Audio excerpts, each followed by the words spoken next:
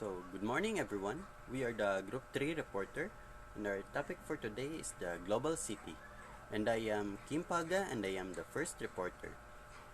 Introduction. If you had a chance, would you move to New York, Tokyo? How about Sydney? Chances are many of you would like to move to these major cities, and if not, you would probably like to visit them anyway. I study global city. A global metropolis has money, power, and influence over other nations, and it also houses the biggest capital markets, making it crucial to study there. So far, much of the analysis of globalization in the previous lessons has looked at how ideas of internationalism shape modern world politics. They also examine cultural movements like K-pop and how they spread through media like the internet. At both the international and regional levels, global cities are becoming more and more significant, from Asia to Africa, South and North America, and Europe huge metropolitan. Centers have significant competitive advantages and act as key hubs in the world economy. Cities have traditionally been the main forces behind growth and development. In international networks, they serve as connections, offering routes that encourage international. It is a metropolis that connects routes powerful organization to other regions of the world that are seen as global, as well as connecting multinational corporations, good infrastructure, a strong economy, and well-educated diversified inhabitants, the demographic and economic landscape of a global city is always changing. uh, has its organs in the research on cities carried out during the 1980s, with increased attention being the paid of process of globalization during subsequent year. These world cities came to be known as global cities. Linked with globalization was the idea of spatial reorganization and the hypothesis that cities were becoming chaotic within global network of production like finance and telecommunication. Cities are seen as the building blocks of globalization. Like global city is an urban century that enjoy significant competitive advantage, and also they have a park, the large area of ground set aside for recreation. The earliest park were those the king Persians who dedicated many square miles to the sports of hunting. By natural progression, such a reserve became artificially shaped by the creation of the riding path and shelters. A second type of park derived from such open air or public meeting place as those in ancient Athens. And also the neighborhoods are the area of surrounding a family home, bounded by physical features of the environment such as streets, river or train tracks, and political divisions.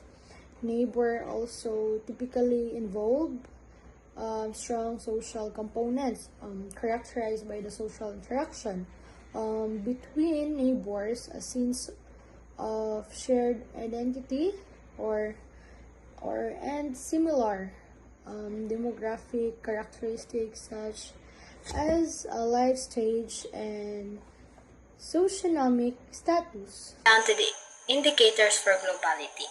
So how can you say if a city is a global city? You can consider it as a global city if it possesses any of the following. First on the list is the economic power. Economic power measures which city is global, and it is also used to buy or invest in other forms of power such as the military. The second one is the economic opportunities. You can consider it as a global city if it attracts talents from across the world. Example of that is the Filipino nurses. Filipino nurses prefers to work in London since it has more job opportunities for them there than here in the Philippines. And the third one is the economic competitiveness. Economic competitiveness follows a criteria, and these are the size, purchasing power of citizens, size of middle class, and potential growth. Singapore is considered as the most competitive country or city in Asia because of its strong market, and based on the criteria, Singapore is the most suitable for the title. So for the fourth part of the indicator of globality, we have here the political influence. So a city will be considered as a global if they houses one of those powerful international organizations such as New York. New York, it is where the base of United Nations, where the UN is being located. And we also have Jakarta. It is located in Indonesia. Jakarta is the capital of Indonesia. At the same time, it is where the main headquarters of Association of Southeast Asian Nation, or the ASEAN, is being located. So these two cities are considered global because they houses two of the most powerful international organizations. And for the fifth part and the final part of indicators of globality, we have the intellectual influence. So a city can be also considered as global if they houses world famous universities such as the Boston in USA. It is where the Harvard University is being located. At the same time, we have England. It is where the Oxford University is being located. So England and Boston are also considered as a global city because they houses two of the most famous, most popular, and most renowned university around the globe. Many people visits these places in order just for them to see, to have a tour and have a look as to what two of the most famous university around the world looks like. So right now I am going to discuss to you the challenges of global cities. Global cities conjure up images of fast-paced, exciting, cosmopolitan lifestyle. They can be sites of great inequality and poverty as well as tremendous violence. So there is a lot of inequalities in a global cities, largely because they are much bigger, thus drawing from more diverse sources while sustaining a wide range of economic and political activity. Poverty also causes violence. Violence raises a complex challenges that cities need to address as part of the pursuit of environmental sustainability. So as Richard Florida notes, ecologists have found out that by concentrating their populations in smaller areas, cities and metros decrease human encroachment and natural habitats.